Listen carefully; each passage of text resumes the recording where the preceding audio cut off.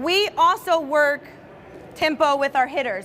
One of the things that I've noticed with girls, when you tell them to hit the ball, they try so hard with their shoulders and their arms to hit the ball, they lose track of the speed, right? In our gym, we don't say hit the ball harder, we say hit the ball faster. So we have, every day we do a snap progression that we work on. Will you go with Taylor? And essentially, all we're working is wrists. So the first ball that we're gonna have is Taylor's just gonna hold the ball straight out, and she's gonna hold it there, and she's just gonna snap fast. The faster she snaps, the faster the ball's gonna hit the floor and bounce back up. Okay, so we're not using any power or any strength right now at all. We're using all speed, okay? The little ones that I teach, obviously we teach back of the hand to the partner, and a straight roll shot. The faster they get to snap, the faster the ball's gonna hit the floor, okay? I also kind of use this analogy. I don't know how many of you guys have seen Iron Man 2, but they have like a little, he's not a little guy, he's a really big guy, and he has electricity that comes out of his hands. We tell our kids, all that electricity in your hand has to come out through the ball. Perfect. The next progression that she's gonna do, she's gonna hold it over her head. We're gonna keep the ball in our hands, because I have found that the contact point, even for my college kids, changes every time they swing. Okay, so we're gonna hold the ball over our head. We're gonna reach at the highest point that we can contact it, not the furthest, and we're just gonna snap at the exact same way that we did the low snap. As the faster she snaps, the better the ball's gonna be. Okay, we're still not working at all right now from our shoulder. It's all speed in our wrist.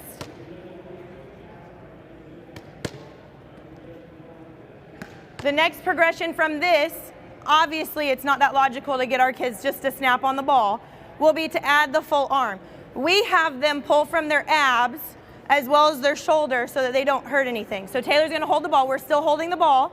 We're still keeping that contact point, and we're still contacting it fast. We're still not gonna say, hit the ball harder. I'm gonna every time say, faster.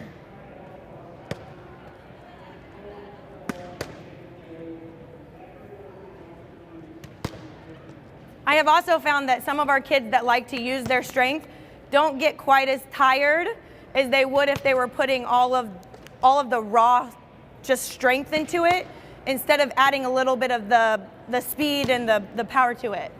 Okay, so the next ball is gonna come out of Taylor's hands. We're gonna toss, we're gonna reach just like we had the ball in our hands, and we're gonna snap fast and pull.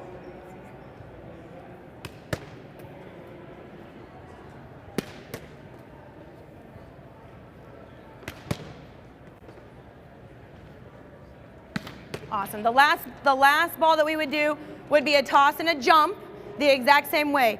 One of the things that we talk about in our gym is to go get the ball instead of let it come to you and wait. So like we're not jumping and waiting for balls to hit them. We're also not 6'3" outside hitters. At our level, like I said, we've got a 5'9" little freshman that jumps out of the gym. So we're having her go get every single ball that she can go get before the block gets there. So one of the things we work on are getting your feet there. So we're gonna have Taylor toss the ball a little bit from her, take her approach, get her feet there, reach high and just snap, so that we're trying to get that ball at the highest contact point that we can.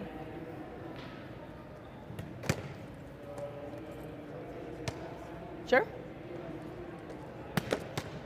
Good, I would toss it even a little bit higher just so you can kind of decide where your contact point is.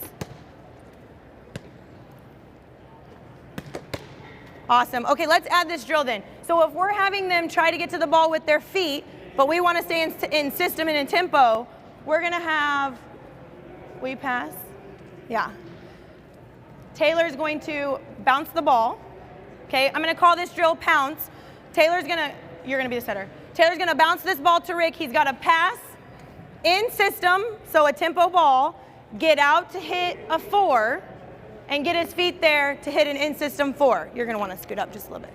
Okay, we'll cheat a little bit. Yeah, we would run ours from the middle because it makes them have to work a tad bit harder. If Rick does this from here, he can probably do it from right here, okay? Go for it.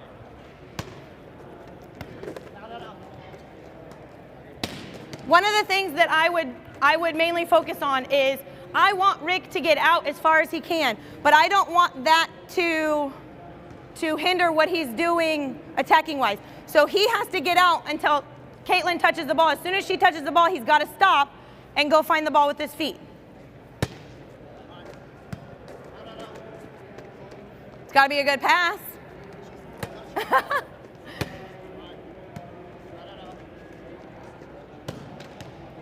Good.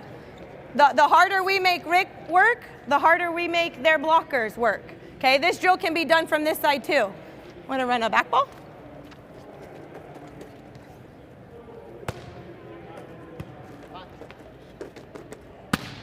Awesome.